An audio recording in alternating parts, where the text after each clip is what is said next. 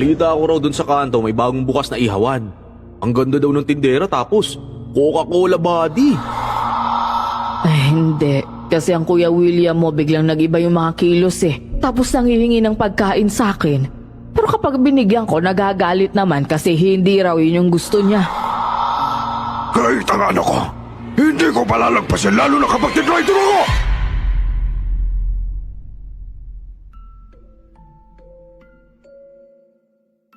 Paano mo nga ba masasabing tapat ang isang tao sa'yo na pinagkakatiwalaan mo? Sa panahon ngayon, marami kang tao na makikilala at magiging kaibigan pero hindi lahat ay mapagkakatiwalaan. Matuto tayong makisama pero wag magtitiwala kasi hindi natin alam kapag nakatalikod na tayo, aahasin na tayo ng taong pinagkatiwalaan natin ng husto. Kadalasan pa kung sino ang inaakala mong kaibigan, magagawa ka pang traidorin dahil sa inggit na meron sila sa'yo. Ako nga po pala si JC at ito ang aking kwento. Bago ko simulan ng storya, huwag kalimutang mag-subscribe bilang suporta sa ating channel. Mac, pakitulungan naman ako sa pagbubuhat nitong mga nyog papunta sa kanto. Darating daw kasi mamaya yung mamimili ngayong araw eh.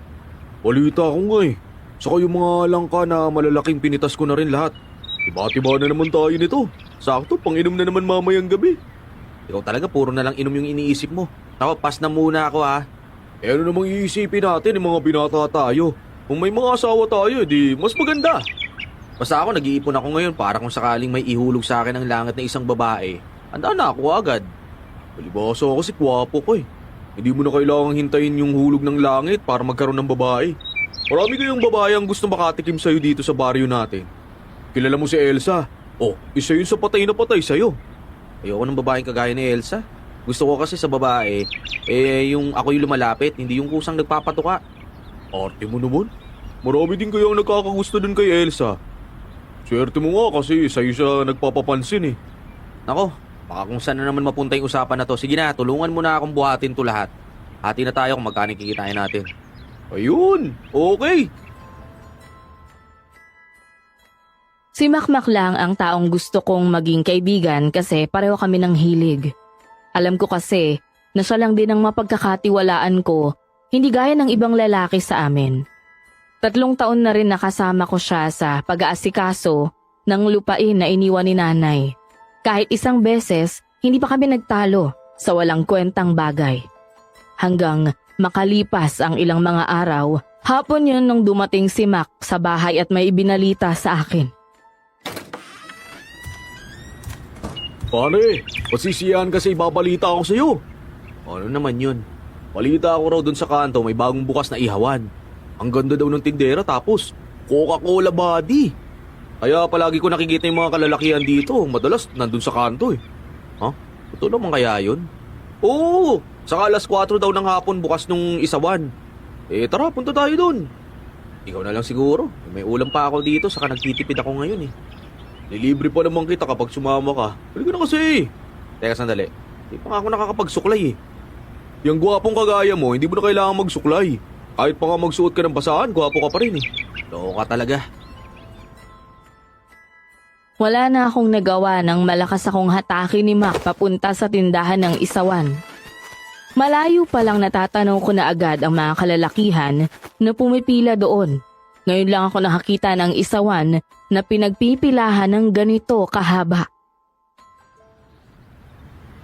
Ayan pala yung tindero. Grabe, sobrang ganda. Kaya nga eh, bagong salta siguro yan. Ngayon lang ako nakakita ng ganyang kagandang babae. Gawin mo na, JC. Ha? Ayoko nga. Mamaya suplada pa yan tapos mapaya pa ako eh. Tara, lapit tayo doon para bumili ng isaw niya. Ikaw na lang lumapit, dito na lang ako. Sige na kasi. Sige, pero ikaw makipag-usap sa kanya. Ang bilis kasi ng tibok ng puso ko. Kinakabahan talaga ako eh.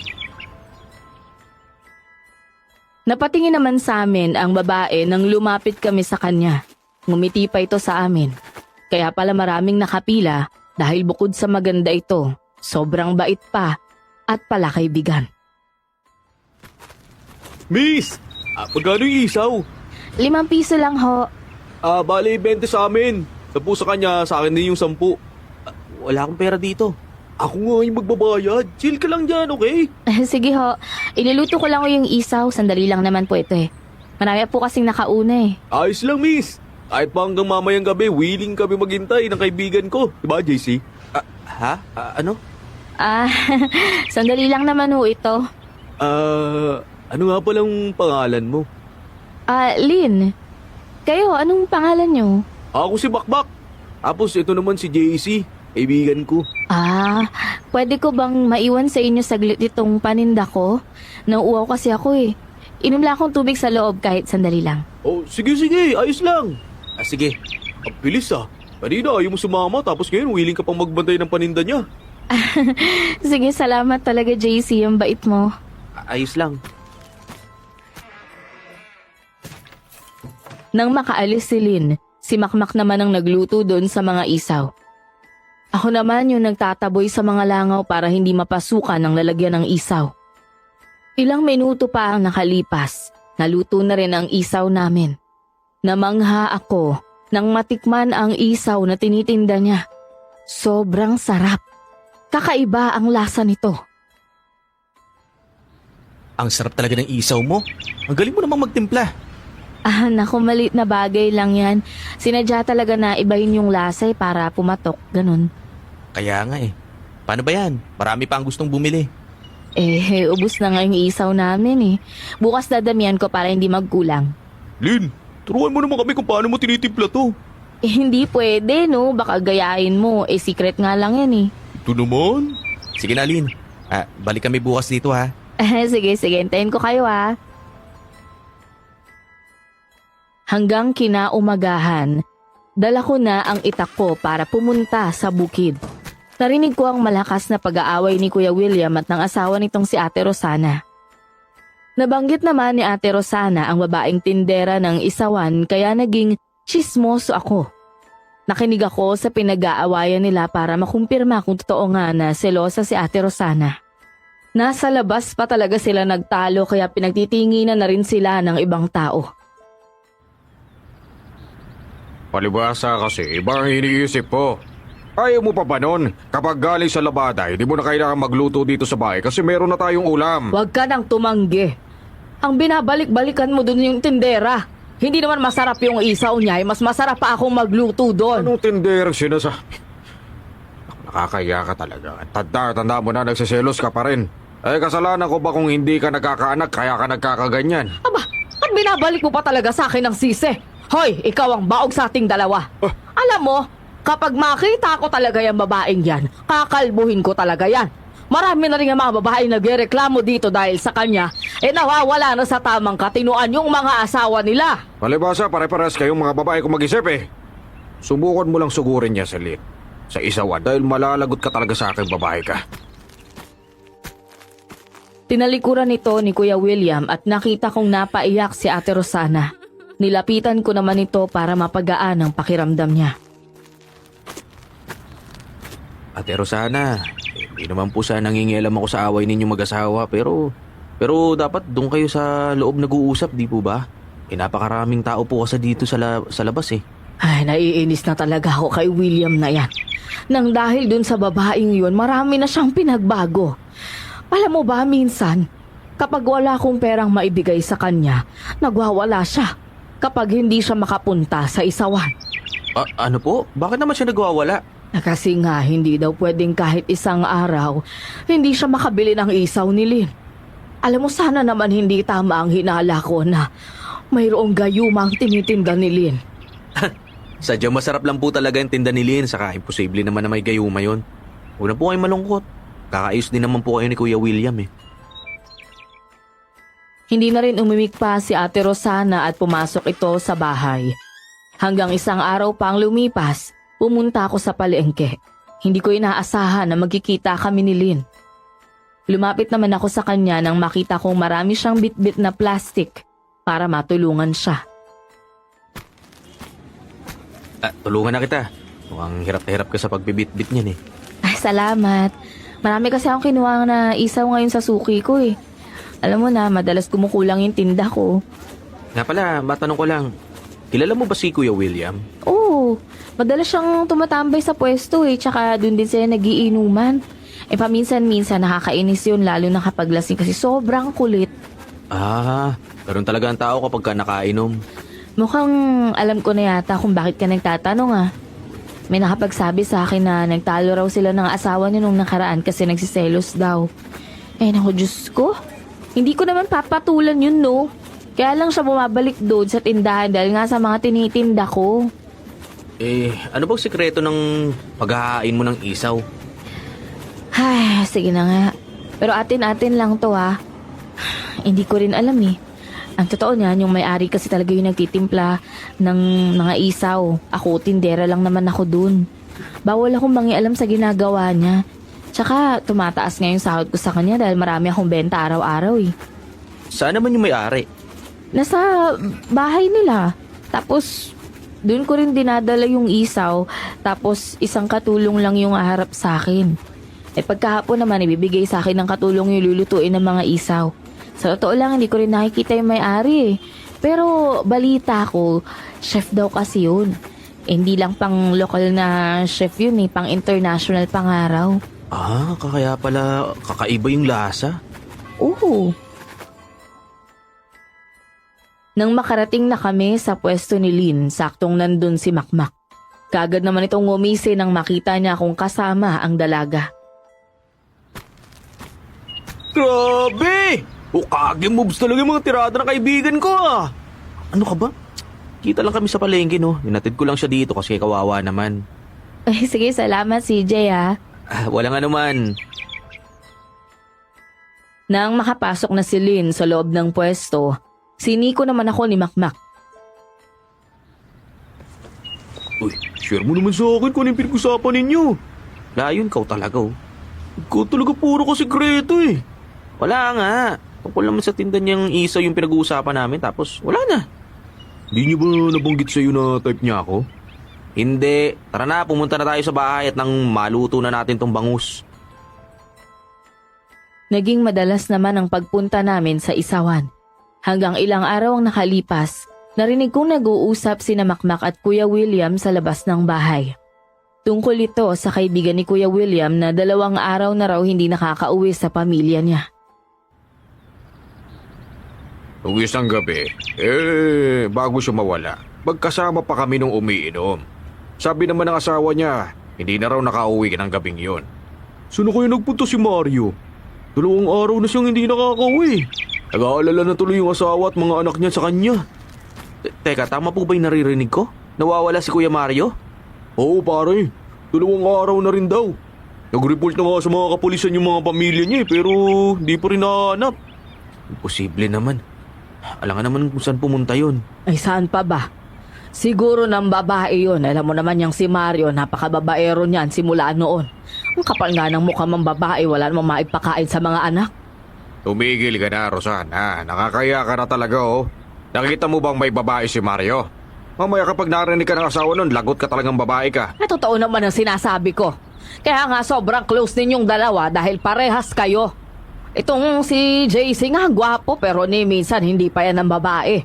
Sa panahon talaga ngayon kung sino pa ang alanganin ng mukha, yun pa ang babaero.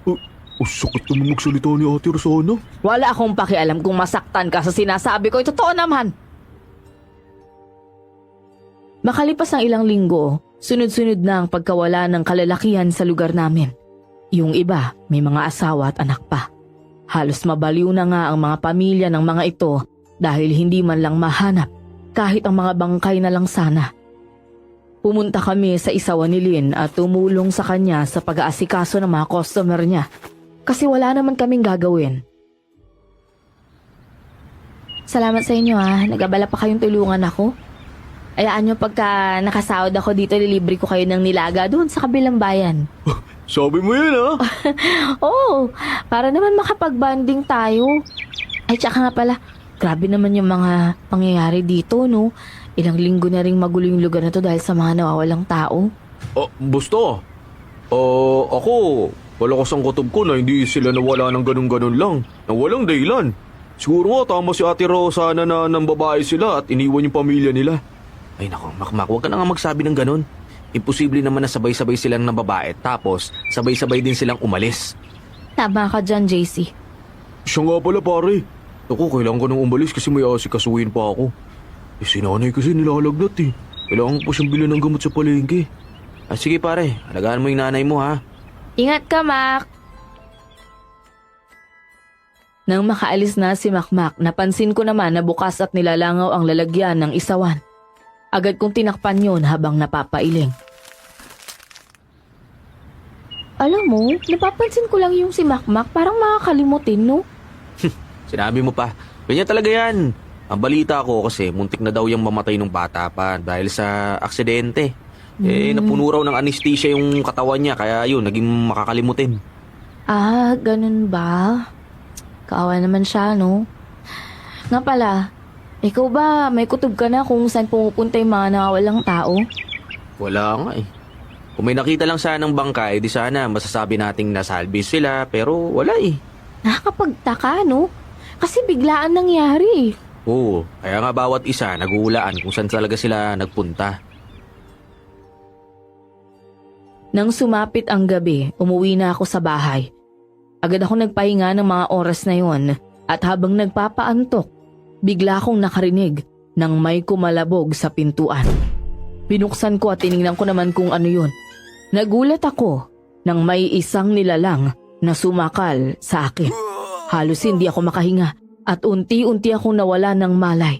Nang magising ako, si Ate Rosana na ang nakita ko. Anong nangyari sa akin? Ay, ewan ko sa'yo. Napadaan ako kanina dahil bumili ako ng gamot ni William. May nakita kitang nakahilata dito sa pintuan ng bahay mo. Ano? Yung nilalang ang may kagagawa nun sa akin?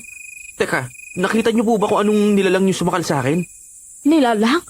Ay, Diyos ko, naparami ata ang inom mo at hanggang ngayon nananaginip ka pa. Anong nilalang ba yung pinagsasabi mo? JC, sige na, pumasok ka na sa loob. Matulog ka na nga. Ate, naghihintay pa sa akin si William. Sige po. Maraming salamat po. Buong gabing halos hindi ako nakatulog sa tuwing naaalala ko ang nilalang na yon. Maitim ito, mapula ang mga mata at mabalbon. Nagpapasalamat na lang ako dahil hindi ako namatay sa kamay niya. Kinaumagahan bumisita sa bahay si Ate Rosana. Sobrang lungkot ng mukha nito at problemado. Ano po bang problema nyo, Ate Rosana? Nag-away naman po ba kayo ni Kuya William? Ay, hindi. Kasi ang Kuya William mo biglang nag-iba yung mga kilos eh. Tapos nanghihingi ng pagkain sa akin. Pero kapag binigyan ko, nagagalit naman kasi hindi raw yun yung gusto niya. Ano? Baka may sakit po kaya siya maselan. Sa tingin ko nga, may sakit talaga siya. Palagi ko siyang nakikitang nakatulala. Tapos alam mo, may sinasabi siyang hindi ko maintindihan eh. Tapos makikita ko na lang naglalaway. Ano? Oo, nagtawag na nga rin ako ng albularyo at papunta na siya sa bahay. Teka, patingin nga ako ng leeg mo, parang nangingitim yan. Ito po yung sinasabi ko sa inyo na may sumakal sa akin na nilalang kagabi. Totoo nga yung sinasabi mo. Opo. Yun nga, biglaan niya nga akong sinakal. Ay naku, tingnan mo to. Tingnan mo ako rin, meron din akong ganyan. Kalmot nga lang naman ito ni William sa akin. Bigla kasing humaba yung kuko niya. Ang dahilan kung bakit naparito ako ay para mamaya gusto kong magpatulong na itali siya. Baka kasi manakit kapag nakawala sa bahay. Sige po. Pupunta naman po ako sa bukid ngayon eh. May kailangan lang po akong asikasuhin. Sige, salamat ha. Napakunot naman ang noo ko sa mga nalaman ko kay Ate Rosana. Gulong-gulo ako habang naglalakad papuntang bukid. Saktong nakasabayan ko naman si Makmak dahil may pinag-usapan talaga kami na doon na lang magkikita. Naikwento ba ni Ate Rosana sa'yo yung nangyari kay Kuya William? Oo, sinabi niya nga sa akin lahat eh. Ano kaya nangyari sa kanya? Baka mamaya nasiraan na siya ng ulo. Hindi, pero may kutob ako kung bakit siya nagkakaganon. Okay, bakit naman? Malakas ang kutob ko na nayanggaw si Kuya William. Halatang-halata eh. Umaba raw yung kuko niya tapos inatake si Ate Rosana kagabi. Hindi lang yun. Ilang araw na din siyang hindi kumakain ng kanin. Basta, may iba daw sa kilos niya pero Hindi naman alam ni ate kung ano yun. Alam mo, malalaman natin mamaya kung totoong nayanggaw nga siya. Pero ang tanong, sino naman kaya yung gumawa kung sakaling nayanggaw siya? Ang narinig ko kasi kay nanay, ang yanggaw daw ay mula sa tubig o pagkain. Kapag daw pinakain ka ng aswang ng laway niya, magiging aswang ka na daw. Maaring isa sa mga kaibigan niya o kaya dun sa kinakain niya ng galing. Teka, tumaan ka na ba sa pwesto ni Lynn kanina? Oo, dun nga ako galing eh. Alam mo, nagtataka nga rin si Lynn kung bakit hindi daw pumaparoon si Kuya William. Iyaya pa nga ako ni Lynn eh. Nasamahan ko siyang pumunta sa palengke kaso may pinag-usapan tayo kaya hindi na ako sumama. Ganun ba? E di sana sinamaan mo na lang. Kawawa naman kasi ang daming binibili lagi yun eh. Alam mo, nagtataka lang ako kung bakit kahit isang beses, hindi man lang nagpapakita yung may-ari ng isawa na yun. Sabi naman ni Lynn, busy daw kasi talaga. Maraming ginagawa. Pero dito lang din yung bahay daw nun. Sakit ng leeg ko.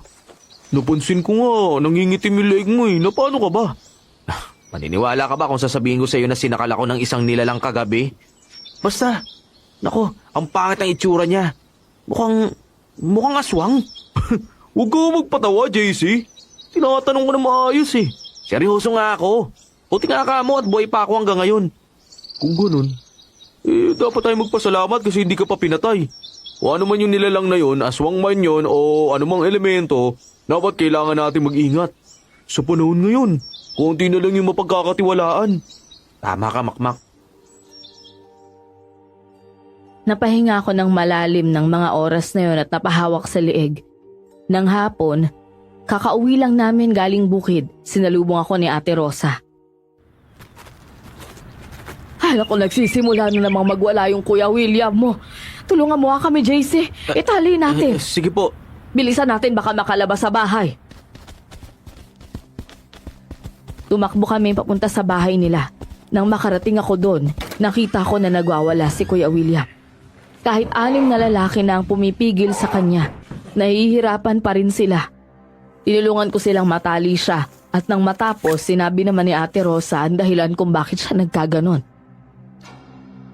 Ang sabi ng albularyo na yanggaw daw ang asawa ko. Po? Teka, alam niya ba kung sino yung gumawa nun? Hindi nga eh. Tinanong ko siya kung pwede niyang gamutin ang asawa ko pero hindi raw niya kaya. Naku, sino naman kaya aswang dito sa atin? Hindi ko nga alam kung sino pero isa lang iniisip ko na baka doon niya nakuha ang yanggaw sa isawan. Nang mga sandaling yun napaisip ako. Totoo nga na madalas nandun si Kuya William at maaaring doon nga talaga niya nakuha ang yanggaw. Hanggang sumapit ang 8:00 ng gabi, nagiinuman kami ni Makmak sa bahay. Narinig namin ang malakas na pagsigaw ni Ate Rosa, kaya tumakbo kami papunta ron. Ate Rosa! Ano nangyari? Si William, nakatakan siya sa bahay. Pero kasi nilalang na pumasok sa amin at doon talaga dumiretso sa kwarto ng asawa ko. Pinakawalan niya si William tapos umalis. Hindi kaya aswang din yung tumulong sa kanya?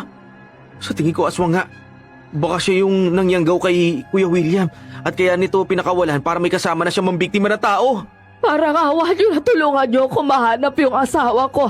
Natatakot ako baka makakain siya ng tao at hindi na magamot ng albularyo. Dali-dali kaming nagronda kasama ang mga tanod para mahanap si Kuya William. Buong barangay tumulong sa amin. Naikot na namin ang baryo pero hindi pa rin namin nakita si Kuya William. Kaya nagdesisyon na kaming pasukin ang gitna ng kagubatan. Hanggang may narinig kaming isang sigaw ng matandang babae. Naroon yung aswang! Ayun siya! Dalian natin. Kailangan natin siya mahuli para batali na natin ulit. Paano natin siya mahuli kung nandiyan siya sa itaas ng malaking puno? Baka mamaya mapahamak pa tayo dyan eh. Gawan nyo ng paraan para mahuli yung asawa ko. Parang awa nyo na. Kung dito lang po sana siya sa baba, mabilis natin siya mahuhuli. Nakakatakot lang baka biglang umatake yan tapos isa-isahin na yung lahat dito. Huwag mo na kasi lang takutin pa, Makmak. Magagawa natin paraan yan. Meron naman nagpumilit na umakit sa puno para maipasok sa kulambo si Kuya William. Nang magtagumpay kaming ipasok siya sa loob ng kulambo, doon na namin siya hinila papunta sa ilalim at sinalo. Bigla namang kumalma si Kuya William at parang nawala bigla sa sarili. Dinala namin ito sa bahay at mas lalong hinigpitan ang pagkakatali sa kanya. Maraming salamat pala sa iyo, Ali, at ikaw nakakita sa asawa ko. Wala nga naman, Iha. Kailangan ko nang umuwi. Saan po ba yung bahay ninyo? Ihatid na lang po namin kayo. Naku, wag na. Ayoko nang makabala. Sa susunod, para hindi makalabas yung asawa mo, lagyan mo ng kulambo ulit. Oh, salamat ho ulit. Makalipas ang ilang araw, bigla naman bumalik ang matandang albularyo. Tinatawag niya rin kami sa bahay ni Ate Rosana dahil may sasabihin ito sa lahat ng mga kalalakihan. Dumating kami roon para lang makinig sa kanya.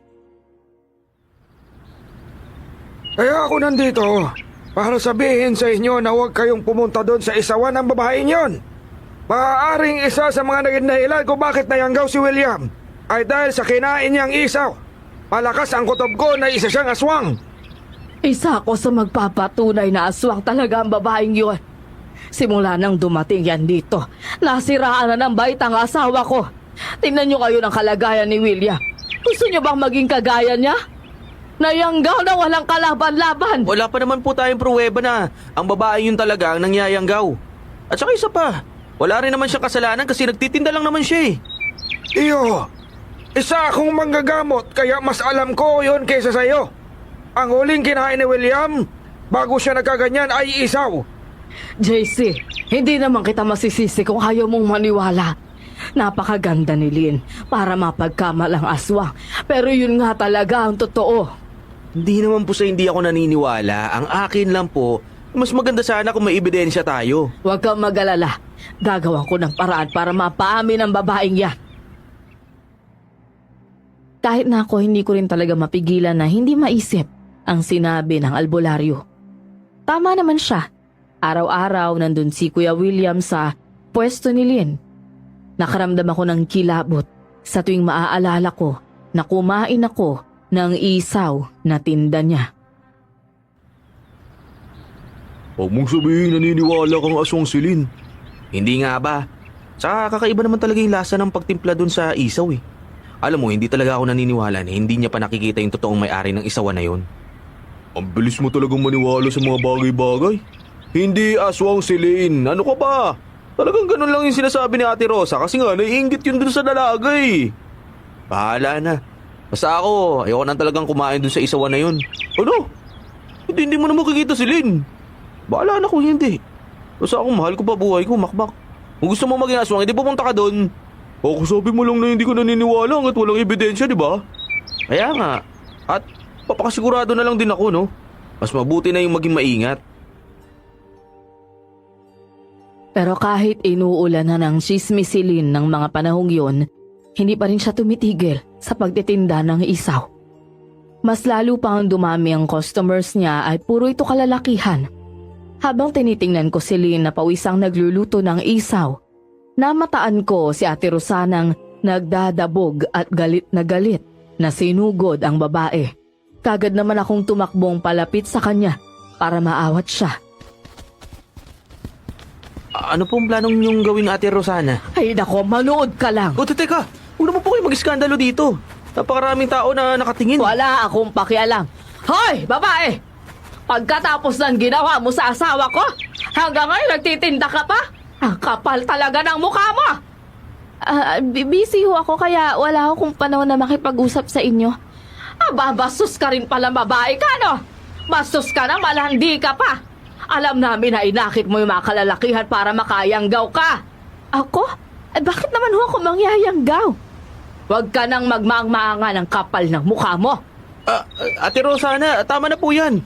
Huwag po kayo mag-iskandalo dito, nakakahiya. Ang babaeng yan ang dapat na mahiya. Aba, inuulan na nga ng chismis, hindi pa umaalis.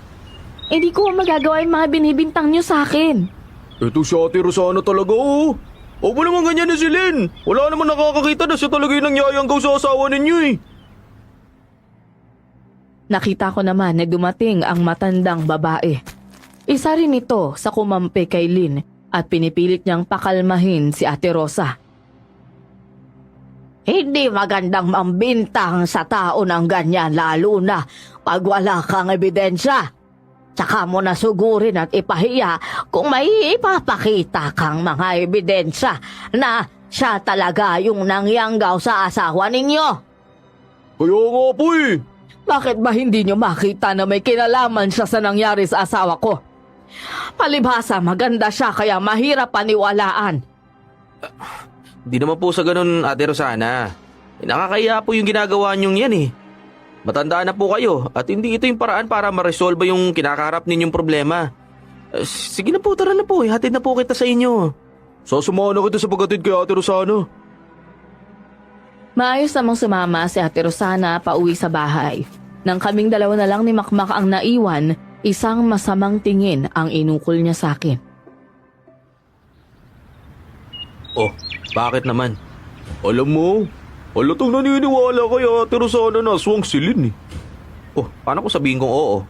Kasi totoo naman talaga eh. Doon lang madala si Kuya William, tapos bigla siyang nayanggaw. Sige nga, ikaw ba hindi mo talaga maiisip na hindi siya isang aswang? Hindi. Ang ganda-ganda ni Lynn eh. Para maging aswang. Eh, bahala ka sa buhay mo kung ayaw mo maniwala. Basta ako, kahit anong mangyari, hindi na ako kakain doon sa isawan na yon. Hindi ka naman kawalan kung ayaw mo bumili sa kanya eh. Todo kampi ka sa babaeng yun. Baka mamaya isa ka na rin sa mga nayanggaw niya kaya ka nagkakaganyan. Galit na tumalikod sa akin si Makmak. Alam ko naman kung bakit siya nagkakaganon dahil nga may gusto nga siya kay Lynn. Makalipas ang ilang mga araw, dumating si Makmak at Lynn sa bahay. Ayoko namang maging bastos kaya hinarap ko sila. Nandito si Lynn para makiusap sa'yo. Ano naman papakiusap niya sa akin? Sinabi sa akin ni Makmak na naniniwala ka rin daw na aswang ako. Hindi ko rin alam kung paano ko ipapaliwanag yung sarili ko eh. Pero hindi ko rin alam kung paano nangyari yun kay Kuya William. Talaga ba? Ayokong saktan yung damdamin mo pero sasabihin ko to sa'yo, Lynn. Simula nang dumating ka dito, nagwawala na yung mga lalaki kapag hindi nakakatikim ng isaw mo. Eh hindi ko nga alam kung bakit eh. Maniwala naman kayo sa akin, inosente ako. Tindera lang ako dun sa isawan na yun at hindi ako nagtitimpla nun. Oo nga. Wala mo naman si Lynn. Wala talaga siyang alam sa nangyari. Magkaibigan tayo at hindi ko naman hahayaan na maniwala ka sa mga chismis na yan, JC. Eh kung ganon, sino ba talaga nagtitimpla ng isaw na yon? Hindi naman nakasagot sa akin si Lynn, kaya nararamdaman ko na may tinatago talaga siya. Siguro hindi niya lang masabi dahil sa takot. Habang nag-uusap kami, may kumatok sa pintuan kaya binuksan ko naman. Nagulat ako nang makita ang albularyong matandang lalaki. Mang Eric? Bakit po yun nandito? May tinatago ka ba sa akin sa loob? Nararamdaman ko na may bisita ka dito. Nandito po si Makmak. Hayaan mo ako makapasok para makita ko kung sino ang bisita mong aswang. Sige po, pero wag lang po sana kayong mag-skandalo kasi nakakahiya po eh. Pinapasok ko siya sa bahay. Nang magkita naman sila ni Lynn, naramdaman ko ang pagkailang ng babae at namutla ito ng husto. Ano? Hanggang ngayon hindi ka pa rin umaalis sa lugar na to? Huwag mong hintayin na may gawin ako sa kakalalayas dito. Wala nga ho kung ginagawang masama eh. Trabaho ko lang ho talagang magtinda ng isaw. Nararamdaman ko kung ano ang pagkatao mo kaya hindi mo ko maluloko. Kapag hindi ka pa talaga umalis dito, ako na mismo ang magtataboy sa'yo. Tama na ang pagmamanipula sa mga utak ng tao. Pero wala po talaga akong kinalaman sa mga nangyari. Tumigil ka na! Nang sigawan siya ng matanda, nagmadaling lumabas si Lynn sa bahay. Doon ko talaga napatunayang may tinatago siya. At yun ay isa siyang aswang. Huwag ka nang magpauto sa kanya dahil pati ikaw gusto ka niyang gawing aswang ano? Opo, naiintindihan ko naman po yun. Ang akala ko talaga nagsasabi ng totoo si Lynn. Pero natatakot siya sa inyo, Mang Eric. Ibig sabihin lang nun, isa talaga siyang aswang. Hindi kanya titigilan hanggat hindi kanya nayayanggaw, JC. Kaya ito ang punyal. Gamitin mo yan para mapatay mo siya. Itawag mo sa dibdib niya nang sa ganon, mabilis siyang mamatay. Ha? Hindi ko po kayang pumatay ng aswang. Kayang-kaya mo yan. Magtiwala ka sa sarili mo. Kailangan mong maging matapang para hindi ka matulad sa kanila. patuloy kanyang uutuin kapag naniniwala ka sa mga sinasabi niya. Nag-aalangan naman akong kunin sa kanya ang punyal. Sandali ako napatitig sa punyal at tinago ko rin yon sa bulsa. Nagpaalam na ang matandang lalaki sa akin na umalis at ganun din si Makmak. Nang gabing yon, pinuntahan ko si Lynn sa tindahan pero wala siya doon. Dumiretso naman ako sa bahay niya at saktong nakita ko siyang papalabas na may bit-bit na malaking bag. Oo. Saan ka pupunta? Tatakas ka? Pakiusap, hayaan mo na ako makaalis. Hindi ka aalis dito hanggat hindi mo pinagbabayaran yung mga kasalanan mo na ginawa sa baryong to. Ano? Nung una, nagdadalawang isip pa ako kung totoong aswang ka. Pero ngayon sigurado na talaga ako. Pinasakay mo kami lahat dito. Na isa kang mabait pero hindi pala. Kaya mamamatay ka na. Huwag mo akong piliting labanan ka, JC. Aalis ako nang sa ganun matapos na yung gulo na to. Ang sabihin mo, gusto mo lang takbuhan yung mga ginagawa mong kalokohan dito sa amin. Kinuha ko ang punyal sa tagiliran ko at sinalakay siya. Napailag sili nang saksakin ko na siya. Hindi ko inaasahan na biglang may kumalmot sa likuran ko. Isang nilalang na may maitim na katawan ng sumalakay para iligtas si Lynn. Sinalakay niya ako at pinakakalmot sa iba't ibang bahagi ng katawan kaya nabitawan ko ang punyal. JC, ayos ka lang ba? Dumating pa talaga yung mga kalahi mo para iligtas ka! Hindi ko siya kilala. Bilisan mo, yan na siya, susugurin ka niya ulit! Napahiga na ako sa lupa ng mga sandaling yon. Kaya umupo siya sa dibdib ko at akmang itatarak ang mahahaba niyang kuko at saktong meron namang humampas sa kanya ng isang latigo. Kaya natamaan ito sa mukha. Tumakas na kayo dalawa. Bumalik kayo roon sa loob at ako nang haharap sa aswang na gabunan na to. Aling Talina! Halika na, JC. Alalayan na kita. Bilisan nyo na. Pumasok na kayo sa bahay ni Lynn. Mabilis naman akong inalalayan ni Lynn at dinala sa loob ng bahay niya. Maya-maya pa sumunod sa pagpasok ang matandang babae. Nasaan na po yung aswang? Tumakas na. Munti ka nang mapatay ng aswang. Mabuti na lang at saktong dumating ako. Maraming salamat po sa pagligtas sa amin, Aling Talina. Walang anuman. Nakatunog siguro na aalis ka kaya gumawa ng paraan para pigilan ka.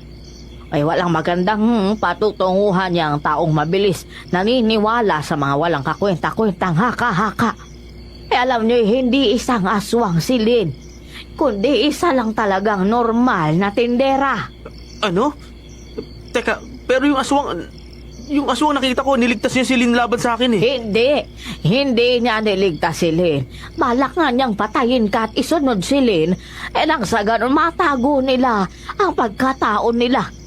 Malakas talaga yung kutob ko na may sumabutahe sa tinda niya ang isaw para makayanggaw at para kay Lynn mabaling ang sisi. Ano pong ibig niyo sabihin? Eh sinadya nilang mangyanggaw para masiraan si Lynn. Abay, walang kasalanan ng babaeng ito. Inosente yan. Hindi ko hahayaan na masisi siya sa lahat. Kaya sinabihan ko siyang tumakas. Nang sa ganon hindi mapahamak. May alam na po ba kayo kung sino ang aswang? Sa ngayon, wala pa. At hindi pa ako nakakasiguro. Pero malapit ko na rin malaman ng totoo kung sino yung aswang na yan. Habang nag-uusap kami, dumating naman si Makmak sa bahay ni Lynn. Ayon sa kanya, hinahanap niya raw ako. Nagtaka naman ako kung paano niya nalamang nandun ako ng mga oras na yon. Hindi ko naman sinabi sa'yo na pupunta ako dito ah. Hindi nga. Pero naalala ko kasi ang sinabi sa'yo ni Mang Eric kanina, kaya naisip ko, kaya nandito ako ngayon. Hindi naman ako nagkamali. Oh, anong meron? Saka bakit marami kang sugat? Sinalakay ng aswang nagabunan. Kaya ayan, nagkasugat. Aswang nagabunan? Ang akala ko sili ng aswang. Kamali tayo ng hinala. Di pala talaga totoong aswang si Lynn. Muntik na rin siyang mapatay gamit yung punyal na to eh. Sinasabi ko naman kasi sa'yo na hindi talaga siya isang aswang pero ayaw mo maniwala eh. Kailangan nyo akong tulungan para mahanap yung aswang. Sa ngayon, kailangan magtulungan kayong dalawa para maprotektahan si Lynn laban sa mga tao na naniniwalang aswang siya. Ay, wala pong problema sa amin yun, Aling Talina. Basta para kay Lynn. Handa kami ni JC na protektahan siya. Makakaasa ka sa amin. Simula ngayon, hindi ko nahahayaan na may magpahiya pa kay Lynn. Maraming salamat sa inyong dalawa ha. Sa totoo lang naging magaan ang loob ko nang malaman ko ang totoo na hindi aswang si Lynn. Makalipas pa ang 2 araw pumunta ako sa bahay ni Ate Rosana para kumustahin si Kuya William. Bala ko rin sana itong kausapin tungkol sa pagkatao ni Lynn. Hindi pa rin ba siya gumagaling? Ang akala ko po, ginamot na siya ni Mang Eric. Medyo nagiging maayos na rin siya. Darating din naman ngayon si Mang Eric para tingnan si William. Ang hiling ko lang talaga, mahuli na yung aswang na nangyanggaw sa kanya para may paghiganti ko ang asawa ko. Pero paano po kung hindi talaga sili ng aswang? At ang nangyanggaw sa asawa ninyo ay ibang mga tao? Ay nako, imposibleng hindi siya. Siya lang talagang naisipan kong nagmaghahasik ng lagim sa lugar natin. Ate Rosa, huwag na mo po sanang sasama yung loob ninyo pero maniwala kayo sa akin. Hindi po talaga siya yung may kagagawa ng pagyayanggaw kay Kuya William. Ano pa bang aasahan ko sa'yo? Natural, kakampihan mo yon kasi gusto mo ang babaeng yon. Hindi naman po sa ganon.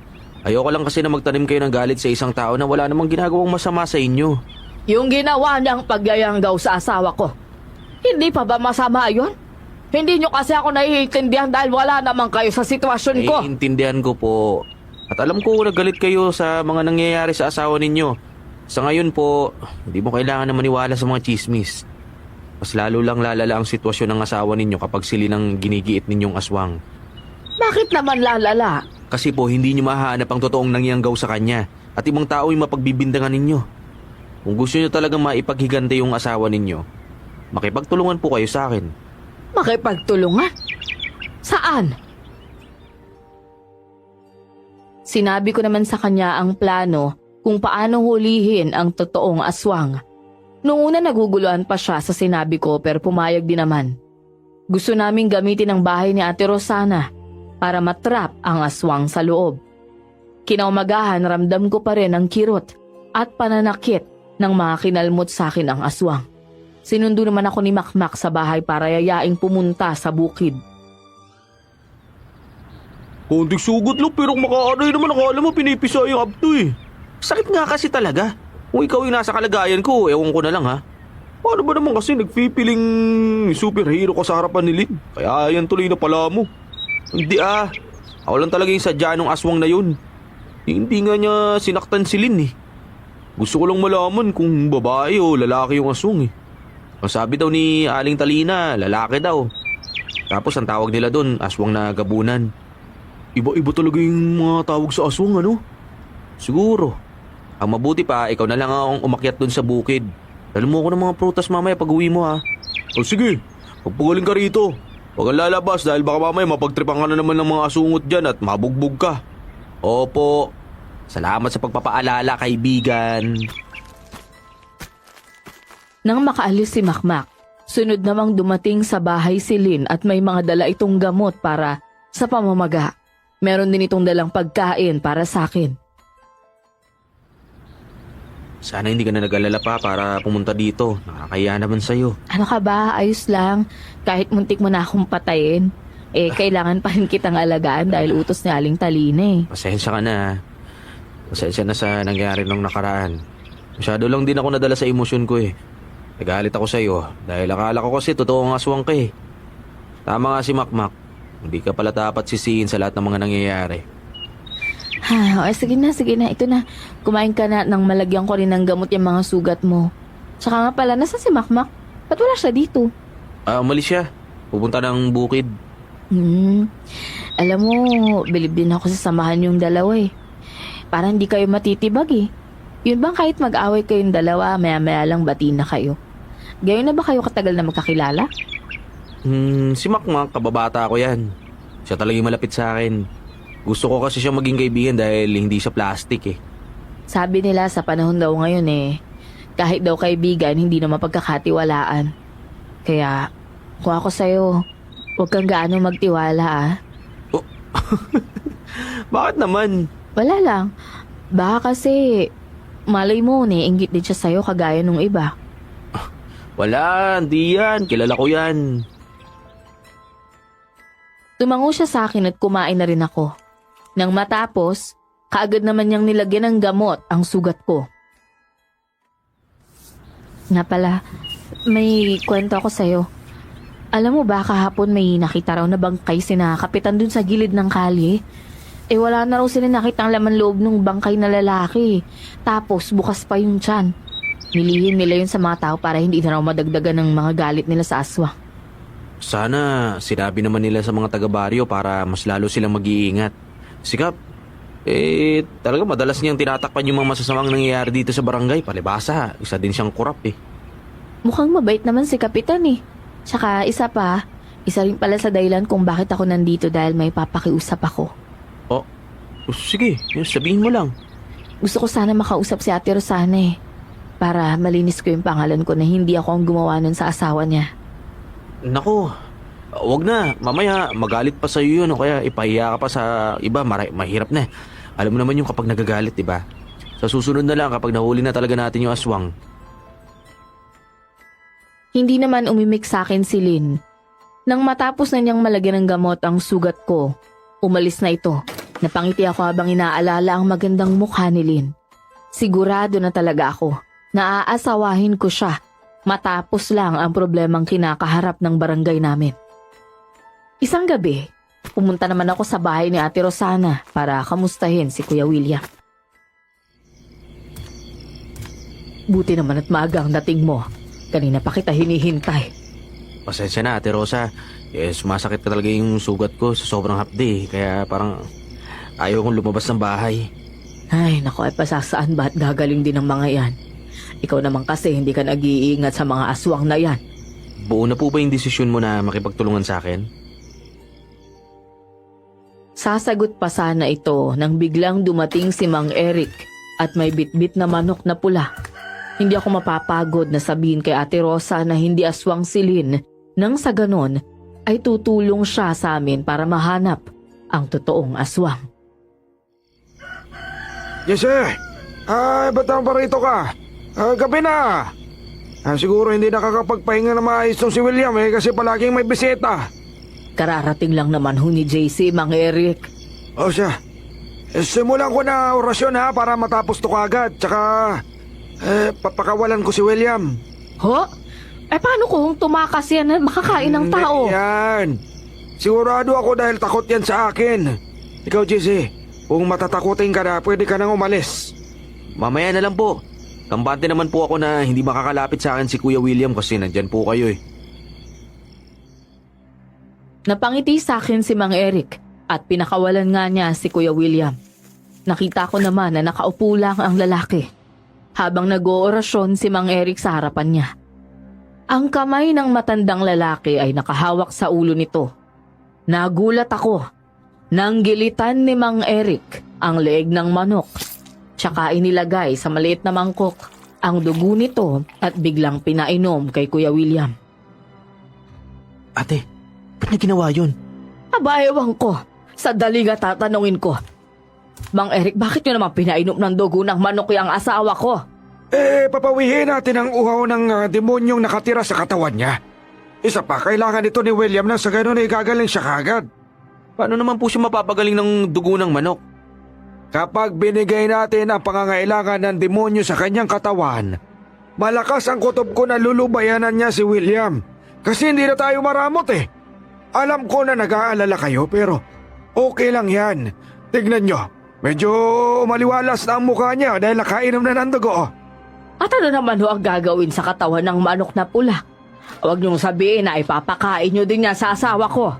Ang katawan ng manok na ito tatapo ko sa kagubatan. Isa ito sa mga alay natin sa demonyo. Kung sa bagay, tama po kayo. Nag-aalay talaga ng manok ang mga albularyo po para mapagaling ang mga napapagamot nila. Pero ngayon lang po ako nakakita na kailangan palang painumin ng dugo. Ay, nako Jesse, huwag mo na questionin ang paraan ng panggagamot ko. Kung ayaw niyo sa paraan ko, edi wag. Humanap na lang kayo ng ibang albularyo. Ay, di naman ho sa ganon. Hindi ho yun ang ibig sabihin ni JC. Pagpasensyahan nyo na ho. Sa dalit kukuha ko ng tubig para makainom kayo. Hindi na. Kailangan ko nang umalis na. Alam mo naman na malayo ang bahay ko rito eh. Mang Eric, ito nga pala yung bayad. Hindi na. Hindi ako Ito natanggap na. ng bayad. Sige na. Tatalikod na sana ang matanda para umalis nang makita kong unti-unti na namang nagwawala si Kuya William. Inuuntog nito ang ulo sa dingding. Teka po, baka pwede niyong itali ulit si Kuya William para hindi po siya makapanakit. Ay, oo nga pala. Munti ko na makalimutan. Mang Eric, ihatid na kaya kayo ni JC? Naku, huwag na. Ayoko makaabala pa. Habang tinatali ni Mang Eric si Kuya William, bigla namang nagsalita ito. Galit na galit ang boses at may pagbabanta. Magbabayad ka sa ginawa mo! Magbabalot ka! Wala akong pababayaran sa'yo. Malas mo lang kasi nakauna ako kaysa sa'yo. Sino na ba kayang gustong pagbayarin ng asawa ko? Hindi ang asawa mo ang nagsasalita, kundi isang nilalang na nakatira sa katawan niya. May gamot po ba kayong dalawa para sa nervyos? Ito. Dito. Ito ang itim na bato. Mutya yan at pwedeng maging proteksyon kahit kailan. Kailangan mo lang gawin manalig sa kapangyarihan na galing sa mutya ng bato. Maraming salamat ho. Nang akmang ipapasok ni Ate Rosana ang itim na bato sa bibig nito, mayroong kumalabog sa pintuan at bumulaga si Lynn at Aling Talina. Nagulat naman ang matandang lalaki, kaya kaagad kong niyakap si Ate Rosana para ilayo ito sa kanya. Malak mo pa talagang isunod sa pagyayanggaw si Rosana, ano? Anong yanggaw ang pinagsasabi mo dyan? Hindi ako isang aswang kundi isa akong manggagamot. Kung gano'n pareho pala tayong manggagamot. Sa tingin mo ba habang buhay mong may tatago yung pagkatao mo? Nagawa mo pang magpanggap na manggagamot para lang masiraan ako sa mga tao? Ikaw naman talaga ang nangyanggaw kay William, hindi ba? Wala akong kinalaman sa nangyari sa kanya. Tsaka paano ako makakayanggaw kung isa akong manggagamot? Alam na namin na aswang ka, kaya tatapusin ka na namin. Rosana! Ano ibig sabihin nito? Gusto ko lang ding malaman kung sino ang totoong aswang sa inyo. Ang gusto ko lang na mangyari ay magbayad ang taong nasa likod ng pagkakasakit ng asawa ko. Tapos na ang pagpapanggap ninyo, Mang Eric. At tapos na rin kayo. Kaharap nyo na ang totoong manggagamot. Sa tingin nyo ba maiisahan nyo ako? Hindi! Alam ko rin naman ito ang plano nyo sa akin, kaya pinaghandaan ko ito. Pagkatapos niyang sabihin yon, may narinig kaming malakas na bumagsak sa bubong. Buong lakas nitong sinira ang bubong ni na Ate Rosana. Tumalon sa harapan namin ang isang nilalang na maitim ang katawan. Ito rin ang sumakal sa akin noon. Sinalakay nito sina Lynn at Aling Talina. Dadaan muna kayo sa kanya bago nyo ako masaktan. Ang akala ninyo, ganun nyo lang ako mabilis mapapatay? Nagkakamali kayo! Kayo nga talaga ang aswang! Walang yaka! Tiloko mo kami! Magbabayad ka sa ginawa mong to, Mang Eric. Maski na ako, niloko mo rin. Umanda kayong dalawa sa akin dahil pagbabayarin ko kayo sa ginawa nyo pagkikipagtulungan sa mga albularyong yan! Sabay kaming sinakal ni Mang Eric dahil sa galit ng mga oras na yon. Habang si Aling Talina at Lynn ay nakikipaglaban sa isang nilalang na aswang na gabunan. Kami naman ay hirap na hirap makawala sa matandang lalaki. Kung sana sa akin kayo kumampi, hindi na nangyari sa inyo to. Lalo ka na, JC. Ibang-iba ka talaga. Ginawa mo na lang sana dapat ang pinapagawa ko sa'yo. Napatayin ang babae niyan. Parang awan nyo na po. Pakawalan nyo na kami. Hindi mo kayo nga. Papatayin ko kayong dalawa! Mauuna ka! Nakita kong idinikit ni Ate Rosa ang kamay nito sa mukha ni Eric na may asin at bawang. Kaagad naman kaming nabitawan ng matanda at tumalon ito sa bubong para makatakas. Sumunod naman sa kanya ang aswang na gabunan. Huwag niyo silang hayahang makatakas. Kailangan niyo silang patayin. Uminahon po kayo, Ate Rosa. Hindi ganun kadaling pumatay ng mga aswang. Nasugatan namin ang aswang nagabunan. Kaya alam kong manghihina iyon. Yung matandang lalaki naman ay isang aswang nagaras at mahirap patayin pero alam kong kakayanin siya ng apo ko. Apo? Sino po apo niyo? Ako, JC. Apo ako ni Lola Talina. Totoo rin ang sinasabi ko na magaling siyang tagapagluto. Doon siya noon nagtatrabaho sa iba't ibang bansa kaya masarap siyang magtimpla. Siya din ang nagmamay-ari ng isawan. Teka, bakit niyo naman nilihim yung mga bagay na to? Kasi wala namang rason para malaman ninyo. Kung hindi lang nangyari ang ganito hindi nyo talaga malalaman na maglola kami. Kaso nga lang, kailangan kong protektahan ang apo ko at hindi ako makapapayag na apak-apakan ng aswang ang pagkaalbularya niya. Kaya pala kahit sana lang palagi kang sumusulpot para kampihan po si Lynn. Patawarin niyo ako sa mga maling paratang ko, Lynn. Sobrang nahirapan lang talaga ako at ang sama-sama ng loob ko. Isa pa marami rin ang sumusulsul sa akin na aswang kaiha. Naniwala din ako dahil kilala ko sila ng lubos kaysa sayo. Ayos lang ho, naintindihan ko ho kayo. At teka, pwede niyo po gamutin si Kuya William para bumalik na talaga siya sa pagiging tao? Oo naman, gagamutin ko siya at pwede pa siyang tumulong sa atin para mahuli yung mga aswang na yun. Sa tingin ko talaga may alam si Kuya William kung nasaan ang kuta nila eh. Kaagad namang ginamot ni Lynn at Aling Talina si Kuya William. Nakita ko ang paraan ng paggagamot nila. Pinasukan nila si Kuya William. Sobrang nakakadiri ng sinuka nito. Itim na laway at bumubula pa. Hanggang sa ilang minuto lang din ang nakalipas, unti-unti na ring bumabalik sa katinuan si Kuya William pero nanghihina ito. Kinausap naman siya ng maglola tungkol sa nangyari sa kanya. Sabihin mo sa amin kung anong nangyari bago ka nagkasakit. Ang naalala ko lang, kumain ako ng dinuguan tapos biglang sumakit yung tiyan ko. Saan galing yung dinuguan? Kay Makmak. Ipapauwi ko siya na galing sa tindahan ng isawan pero tinawag niya ako at pinadaan sa bahay niya. Saglit kaming nagiinuman doon tapos kumain ako ng dinuguan bilang pulutan namin. Nang makauwi ako dito sa bahay, sumaba ang pakiramdam ko tapos doon na nagsimula ang lahat. Sa tingin niyo po ba dahil sa dinuguan ng pagsama ng pakiramdam niyo o dahil sa isaw? Hindi naman sumakit ang tiyan ko kapag kumakain ako ng isaw. Doon talaga sa dinuguan. Tapos nakakarinig ako ng boses na parang bumubulong sa akin. Yun lang ang naaalala ko at wala na. Si Makmak ay pwedeng isa siya sa salarin kung bakit nayanggaw si William. Hindi po aswang ang kaibigan ko. Alam ko yun dahil matagal na kami magkasama at magkakakilala. Hindi naman sinabi ni Lola na aswang siya eh. Kailangan nating alamin mula kay Makmak kung saan galing ang dinuguan niya. Sige, sasamahan ko kayong pumunta sa bahay niya nang sa ganoon papatunayan niya ang sarili niya na hindi siya isang aswang at kagaya mo, Lynn. Inosente din siya. Nang gabing yon, binili na nina Aling Talina at Lynn ng proteksyon sina Ate Rosa at Kuya William nang sa ganon ay hindi na sila balikan ng aswang. Pumunta naman kami sa bahay ni Makmak. Akmang kakatukin ko na sana ang pintuan ng bahay niya.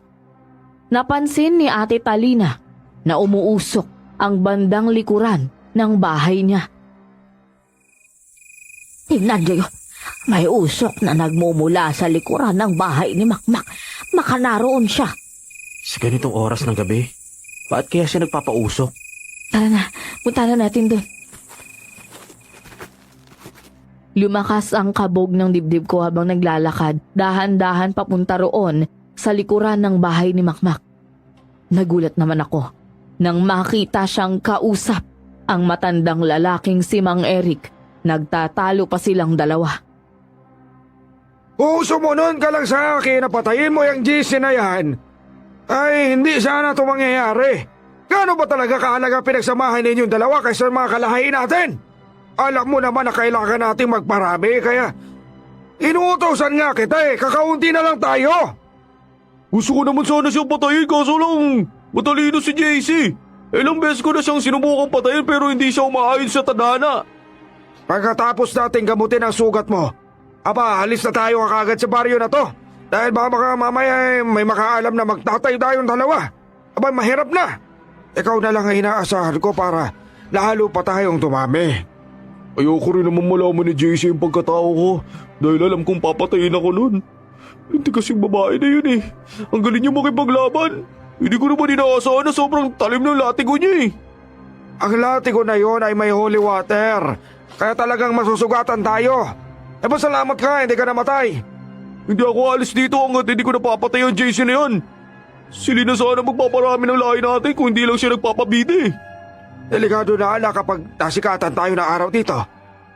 Alam na nilang aswang ako at kapag may nakaalam na nandito ako sa bahay, magsisimula na silang magduda hanggang sa malaman nilang ikaw rin ay aswang nagabunan. Nang marinig ko yun, nanginig ako. Hindi ko maintindihan kung anong mararamdaman ko. Galit at lungkot ang bumabalot sa akin. Ilang taon din kaming naging magkaibigan ni Makmak. Pero ang hindi ko alam ay gusto niya pala akong patayin. Gusto kong malaman kung bakit. Gusto kong maintindihan kung dahil ba kay Lynn, kaya niya ako sinubukang patayin. Kung balak mong kausapin siya, tumigil ka. Isa siyang aswang at walang halaga ang pinagsamahan yung dalawa sa kanya. Magtago lang kayo dito. Hindi kayo lalabas dito hanggat hindi niya ako inaatake. Huwag kayong mag-alala, kakausapin ko lang siya bilang isang kaibigan. Sigurado ka ba? Opo. Pumayag naman ang mga ito na manatiling magtago sa pader. Lumabas ako at buong tapang na nilapitan si Mang Eric at Makmak. Nagulat pa sila nang makita nila ako at nagpalit anyo bilang aswang si Mang Eric. Aswang na mayroong sungay na malaki at matulis ang katawan na parang berdugo at matutulis ang mga ngipin. Akma siyang sasalakay pero pinigilan siya ni Makmak. Ako na. Ako nang papatay sa kanya. Bakit mo ako gustong patayin? Bakit mo ako tinraidor? Alam mo ba kung ano ako sa mga kalahi namin? Isa ako sa mga sinasamba nila at hindi ko inaasahan na aalilain lang ako ng taong kagaya mo sa Mukid. Ginawa mo akong utusan doon. Yun lang ba ang dahilan kung bakit mo ako gustong patayin? Meron pa. Dahil inaagaw mo sa akin si Lynn. Nang dahil lang sa babae, kaya mo ako nagawang sakta ng 2 beses. Paano naman yung mga araw ng pinagsamahan natin? Ikaw lang naman ang nalulungkot eh. Alam mo kapag napatay na kita, mapapasa akin ang lupain mo. Lawak pa naman nun. Sakim ka talaga. Hindi ka pa nakontento na binigyan na nga kita ng trabaho dun sa bukid. Ngayon, balak mo pang angkinin. Ang kapal talaga ng mukha mo. Wala namang aswang na mabuti. Ang gusto ko lang ngayon ay mapatay ka para mapunta na sa akin lahat ng lupain mo. Gusto mo ba talagang malaman kung sino ang pumapatay sa lugar na to? At kung sino ang nangyayanggaw kay Kuya William? Aba, ako yun. Lahat ako ang may bakana. Alam ko na yun. Dahil sinabi niya sa amin lahat. Sayang ka pa naman. Buong akala ko, nakita ko na ang kaibigan sa pagkatao mo pero hindi pala. Akma siyang sasalakay, pero narinig ko naman ang malakas na pagsigaw ni Lynn sa kanya. Dahil doon kitang-kita ko ang taranta sa mukha ni Mac at umatras pa siyang palayo. Ang akala mo ba titingnan ko lang nasaktan mo si JC? Hayop ka! At sinama mo ba talaga ang babaeng to para lang mapatay mo ako? Hindi lang si Lynn ang kasama niya. Pati ako. Noong ka pa namin sinusubaybayan ang apo ko dahil may kutob na kaming may kinalaman ka sa pagyanggaw. At hindi kami nagkamali. Ikaw nga talaga ang gumagawa nun. Alam ko maggagamot ang babaeng yan at nagpapanggap lang. Sa tingin niyo ba hindi namin alam ang rason kung bakit kayo nandito? Isa sa mga kalahi namin ang nagturo sa inyo kung nasaan kami, kaya kayo napadpad sa lugar na to, hindi ba? Tama ka. At sa inyong mga lahi, kayong dalawa na lang ang natitira. Kaya kayo nang yayanggaw para dumami kayo ulit. Ngayon pa lang tatapusin na namin ang kasamaan ninyo. Ako nang bahala kay Makmak, Lola. At ikaw na ang bahala sa agaras na yan. Sobrang sakit para sa akin na pagmasdang nakikipaglaban ng kaibigan ko para lang ding mabuhay. Pero masama siya. Wala siyang bilang sa mundong ito. Kapag nabuhay siya, papatay at papatay pa rin siya. Pikit mata akong dumukot ng asin at bawang at sinaboy kay Makmak. Hindi ko naman siya natatamahan dahil magaling itong umilag. Hindi ko siya tinigilan hanggang masabuyan ko ang sugat sa likuran niya. Bumagsak ito sa sobrang hapdi. Sumuko ka na lang kaysa pahirapan mo pang sarili mo na makipaglaban. Mapapatay niya ako pero hindi ako susuko sa kamay mo lalong-lalo na sa'yo, JC! Hindi ko naman sinabi na sa akin ka susuko eh. Ayoko lang na makita ka na mamamatay ka kasi kaibigan kita. May sugat ka na. Kaya hindi mo na kayang labanan silid. Isuko mo na ang pagkaaswang mo sa kanya dahil may kakayahan siyang pagalingin ka at ibalik ka sa pagiging tao. Huli na ang lahat. Simula 15 anyos, pumapatay na ako ng tao. So tingin mo ba, kapag naging tao ako, makakabuti yun sa akin? Kapag naging katulad mo ako na isang tao, magkakaroon ako ng konsensya at uusigin ako nun hanggang sa mamatay ako. Tutulungan naman kita magbago ah. Papatawarin kita sa mga ginawa mo sa akin. Para kapatid na nga yung turing ko sa'yo eh. Mahalaga ka sa akin. Alam mo yon. Hindi, sinugaling ka. Totoo ang sinasabi ko. Tinuring na nga kitang parang kapatid eh. Nang mga sandaling yon, nakita ko si Aling Talina na malakas na bumagsak sa lupa dahil sinipa siya ng agaras. Napasigaw si Lynn nang makitang sumuka ng dugo ang lola niya. Lola Talina!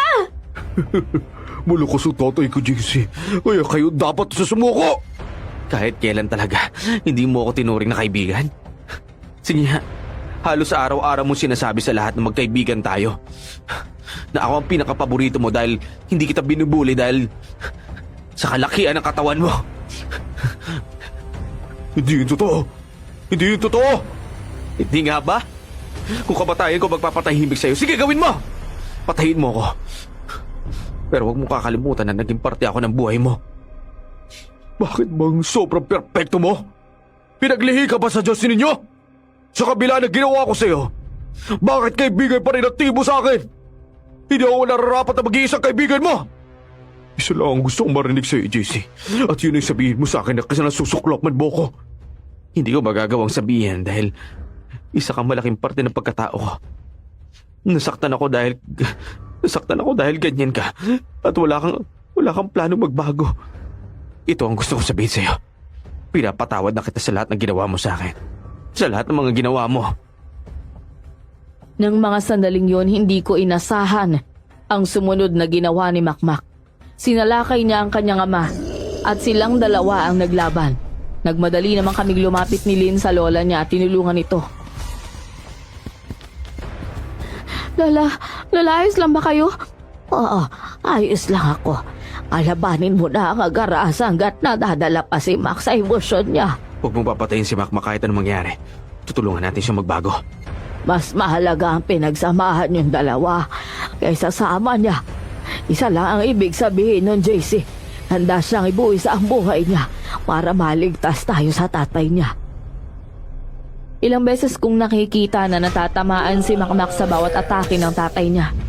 Hindi ko naman pwedeng sabuyan sila ng asin at bawang dahil baka pati si Mac madamay. Hanggang nanghina si Makmak at nahawakan ng tatay nito ang ulo niya. Bigla niyang pinutol ang ulo ni Makmak at tinapon yun sa akin. Kahit ang anak ko, hindi ko palalagpasin lalo na kapag tinrider ako! Walang iya ka talaga, matanda ka! Ikaw ang walang iya! Nang dahil sa'yo, nagbago ang anak ko. Simula pa noon ay sinunod na niya ang utos ko. Pero simula nang makilala ka niya, nakipasaway na siya. Isusunod kita sa anak mo, tanda! Sinalakay naman sila ni Lynn. Gamit ang latigo, ay paulit-ulit siyang hinahampas ni Lynn. Todo iwas naman ang agaras. Napatingin ako sa ulo ni Makmak na nasa harapan ko. Sobrang sakit na makitang namatay siya para lang malabanan ang kanyang ama. Akin ang buntot pa, ginawak mo ito, Aling Talina. Sandali, alam kong galit ka at gusto mong mapatay ang tatay niya. Pero normal kang tao. Wala kang kakayaang mapatay ang malakas na aswang na yan. Gaya ni Makmak, handa rin akong mamatay para lang maipagiganti siya sa tatay niya. Pero JC, baka mapano ka? Hindi na ako sumagot at kinuha sa kanyang buntot pagi. Habang panay ang latigo ni Lynn, inatake ko ito mula sa likuran. Una kong ginawa ay sinabuyan siya ng asin at bawang. Sabay hampas ng buntot pagi sa batok niya. Paulit-ulit kong ginawa yan hanggang mapaluhod siya sa lupa. Ngayon, papatayin na kita. Hindi mo ako kaya patayin! Isusunod na kita sa kaibigan mo! Humarap siya sa akin para atakihin ako pero pinalo naman siya ni Lynn ng kanyang latigo. Nagkaroon siya ng sugat sa likod ng mga oras na yon. Sunod-sunod na napaungol ang agaras habang walang sawa siyang hinahampas ni Lynn. Ako na mismo ang maghatid sa'yo sa impyernong demonyo ka! Kahit papatayin niyo man ako, mapulik pa rin ako. Bawal sa inyo! Hindi ka na makakabalik, hayop ka! Sisiguraduhin ko yan! Kagaya ng ginawa niya kay Makmak, pinutol ko ang ulo niya. Nang matapos ang pagpatay namin sa kanya, kagad kaming gumawa ng apoy para sunugin ang katawan ng agaras. Anong plano mo sa katawan ni Makmak? Ililiping ko siya sa sementeryo. Hindi pwede. Dahil sa oras na may tumulong sa kanyang aswang ay pwedeng mabuhay ulit at maging maranhig na aswang. Pero anong gagawin ko? Susunugin rin natin siya. Alam ko na masakit sa'yo pero yun ang tamang gawin. Alam niyang napatawad mo na siya kaya mas pinili niyang mamatay sa kamay ng tatay niya. Kung gusto mong hindi na siya babalik at makagawa ng mali, tapusin mo na lang ang kasamaan ng kaibigan mo. Sige po. Wala akong nagawa kundi sunugin ang katawan ni Makmak kasama ang tatay niya. Nang makalipas ang 1 linggo, napag-alaman din ng mga tao na sila nga ang aswang. Isa na si Kuya William sa nagpatunay sa kanila. Naging tahimik ang lugar namin at madalas akong nandun sa tindahan ni Lynn para tulungan siyang magtinda ng isaw. Kumusta ka na? Naungulila ka pa rin sa kaibigan mo? Oo naman. 1 linggo pa lang nakakalipas na wala siya. Pero kahit papaano, masaya pa rin ako dahil namatay siyang walang galit sa akin. Kahit sino naman walang magtatanim ng galit sa taong kagaya mo eh. Mabait ka, matulungin. Kaya nga madalas ako nandito sa tindahan mo para makasama kita. Kahit papaano, kawagaan yung pakiramdam ko. Talaga? E di dapat araw-araw pala nandito ka. Kaya nga eh. Kung di ka man magagali at bala ko rin sana ligawan ka. Ewan ko kung may pag-asa nga lang ako sa'yo. E di subukan mo para malaman mo. Napangiti siya sa akin kaya simula nun, niligawan ko na si Lynn. Hindi naman maawat ang pasasalamat ng mag-asawang Ate Rosa at Kuya William sa dalaga dahil napabalik niya ito sa pagiging tao. Sa ngayon po, Miss Soledad, hindi na isawan ang pwesto namin. Meron na kaming pagmamay-ari na restaurant sa bandang Visayas. Naging asawa ko si Lynn at ngayon ay buntis na siya sa panganay naming anak. Hanggang dito na lang po ang kwento ko. Maraming salamat po sa pagbabasa at more power sa inyong channel.